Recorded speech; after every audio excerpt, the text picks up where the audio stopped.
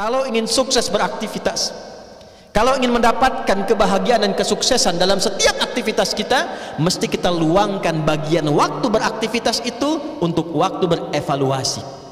Muhasabah dalam bahasa Arab. Catat setiap pekerjaan kita, targetnya sudah sampai mana, bagaimana kemudian kita melengkapinya, kekurangannya ada di mana. Bukan hanya sebatas kita padat mengisi program, kerjakan ini, kerjakan itu, tapi kita tidak mengerti sampai di mana capaian yang telah kita raih. Apa yang harus dievaluasi? Islam datang dengan panduan. Di antara sekian kepadatan dalam beraktivitas, siapkan satu bagian untuk mengevaluasi setiap kegiatan yang kita lakukan, sehingga kegiatan terukur, capaian juga bisa didapatkan dengan sempurna, dan hasil bisa diraih sesuai dengan apa yang diharapkan. Jadi ketika datang Al-Bahili kepada Nabi SAW, terlihat padat beraktivitas sehingga berpengaruh kepada keadaannya.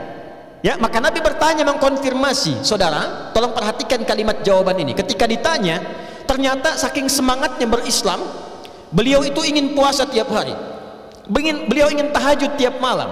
Bahkan sebagian ada yang mengatakan, saya nggak mau nikah, saya ingin siapkan diri saya untuk ibadah saja. Maka apa yang Nabi katakan? Saya ini orang paling takwa di antara kalian, paling dekat dengan Allah, tapi saya pun mengevaluasi diri saya. Saya puasa, saya juga buka. Artinya tidak harus semua puasa dilakukan. Sehari bisa puasa, sehari bisa buka. Saya juga sholat malam, saya juga istirahat. Dan saya menikah, kata Nabi. Ada keseimbangan dalam kehidupan, ada penataan yang tertata dengan baik. Nabi mengajarkan, tata hidupmu, arahkan capaianmu, pasang targetmu. Bersamaan dengan itu evaluasi dirimu. Jangan kau bebankan pada dirimu beban yang terlampau berat, sehingga dengan itu tidak tercapai tujuan, tapi lelah didapatkan. Pulanglah ke rumah. Di antara kesibukan kita, adakah pernah mengadakan evaluasi tentang kehidupan di rumah tangga kita? Apa yang dicapai oleh anak-anak kita? Bagaimana istri kita? Siapkah saat kembali kepada Allah di hari kiamat ketika dievaluasi langsung oleh Allah Subhanahu wa ta'ala? Pernahkah satu bagian dalam episode hidup kita duduk saja untuk duduk bersama berbicara tentang rumah tangga? Dalam sebulan berapa kali itu dilakukan? Bahkan Allah menurunkan ayat khusus, wabil ashari hum yastaghfirun. Ada keluarga hebat, calon penghuni taman surga, akan bergenggangan tangan masuk ke dalam surga. Di antara kegiatannya, mereka malam suka bangun menjelang subuh, duduk sama-sama mengevaluasi diri.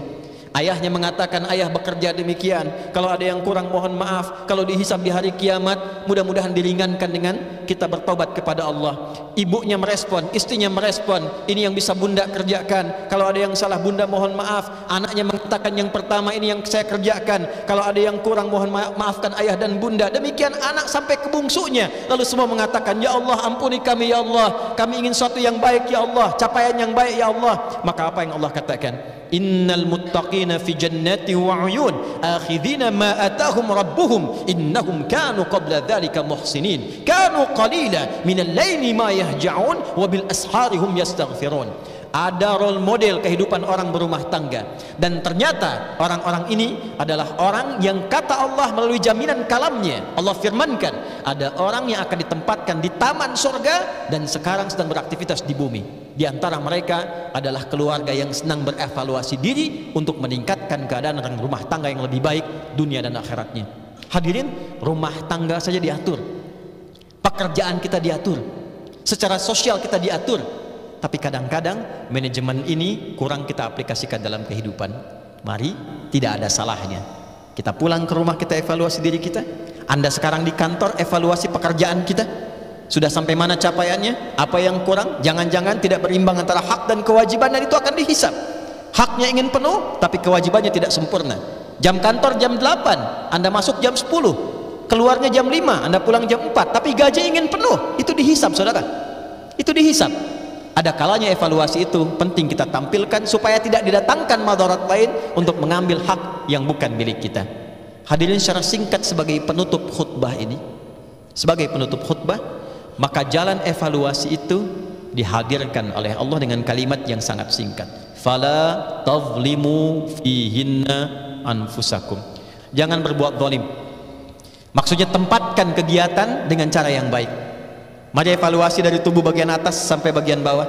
Telinga pernah mendengar yang salah, lisan pernah bicara yang keliru, kaki pernah melangkah yang salah, itu zalim.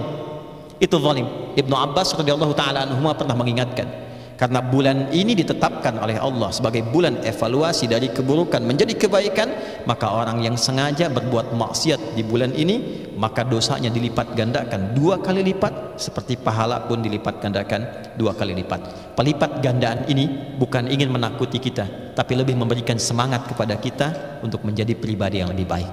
Evaluasi yang mengantarkan kita pada kehidupan yang mencerahkan dan berkemajuan sampai kita kembali kepada Allah Subhanahu wa taala dalam kebaikan.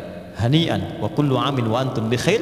Selamat kita yang terpilih masuk ke bulan Rajab ini, sementara sebagian saudara kita sudah kembali kepada Allah. Jika dengan kesempatan ini diberikan sampai Jumat ini ditegaskan belum mampu membuat kita menjadi pribadi yang lebih baik, maka berapa Jumat dan Rajab lagi yang kita butuhkan dari Allah untuk membuat kita menjadi lebih baik di hadapan Allah Subhanahu wa taala.